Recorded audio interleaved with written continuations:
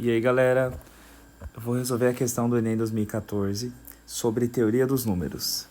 Ela fala o seguinte: durante a Segunda Guerra Mundial, para decifrar as mensagens secretas, foi utilizada a técnica de decomposição em fatores primos. Um número n é dado pela expressão 2 elevado a x vezes 5 elevado a y vezes 7 elevado a z, na qual x, y e z são números inteiros não negativos. E aí ele fala que n é múltiplo de 10 e não é múltiplo de 7.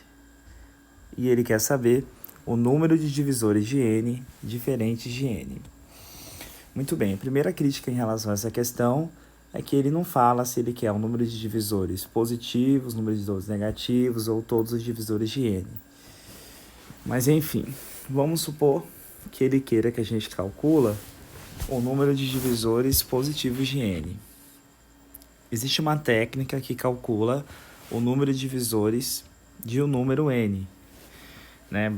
Essa técnica ela fala que, primeiro, a gente tem que decompor o número em fatores primos.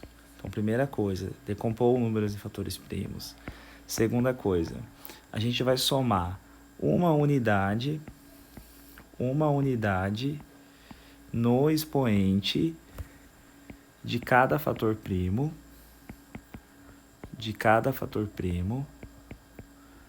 e depois a gente vai multiplicar esses resultados. Tá? Essa é a técnica para poder calcular o número de divisores de um número. Então, notem que o nosso número n, ele é dado pela expressão 2 elevado a x vezes 5 elevado a y vezes 7 elevado a z. Ou seja, esse imbecil do n, ele já está decomposto em fatores primos. Notem que 2, o 5 e o 7 são números primos, né? E ele está escrito em forma de multiplicação. Então, está decomposto em números primos. Então, o próximo passo, né? Quer dizer, o primeiro passo, ok. O segundo passo, soma a unidade no expoente de cada fator primo. Beleza. Então, o x é o expoente do fator primo 2, o y é o expoente do fator primo 5 e o z é o expoente do fator primo 7. Então, galera, o número de divisores vai ser dado por x mais 1 vezes y mais 1 vezes z mais 1. Então, essa conta representa o número de divisores de n.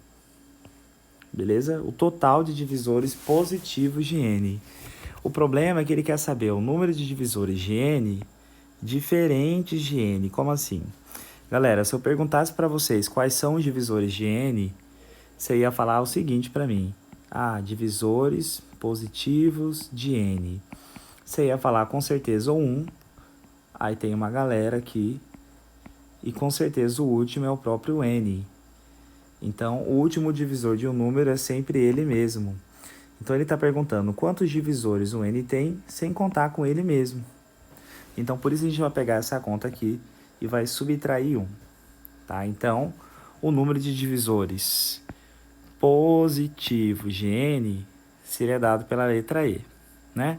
Se ele quisesse o total mesmo, incluindo os negativos, a gente tinha que duplicar essa quantidade de divisores positivos, depois subtrair 1. Mas, como só tem essa alternativa, então essa que seria a resposta correta. Agora, professor, o que ele quer dizer quando ele fala que o n é múltiplo de 10 e não é múltiplo de 7? O que ele quer dizer com isso? Bom, todo múltiplo de 10, pessoal, significa que é 10 vezes alguma coisa. Então, todo múltiplo de 10, ele é múltiplo de 2 e de 5.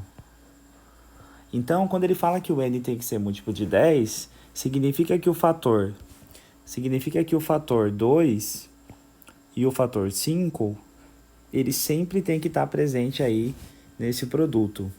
Agora, quando ele fala que o n não é múltiplo de 7, significa que o fator 7, ele não pode estar presente nesse produto aí. Então, significa que a única possibilidade de expoente para o z é o 0.